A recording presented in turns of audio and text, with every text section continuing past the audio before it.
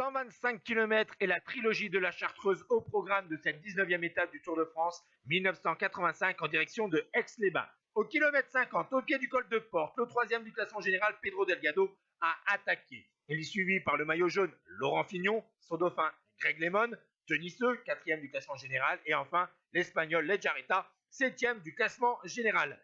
A noter, absent à l'avant de la course, Elia Roux, sixième du classement général, tout comme Charlie Mottet qui est en difficulté comme la veille. L'avance des 5 hommes de tête va monter à 1 minute 35 au sommet du col des Portes, puis Fignon va accélérer l'allure dans le col de Cucheron et l'avance sera de 2,05 pour les 5 hommes de tête au sommet de cette difficulté. Et enfin, au sommet du col du Granier, l'avance va atteindre un maximum de 3 minutes et 5 secondes sur un groupe de chasse. A noter qu'après la descente, il y a un rond-point à Chambéry où les 5 hommes de tête vont faire un tout droit.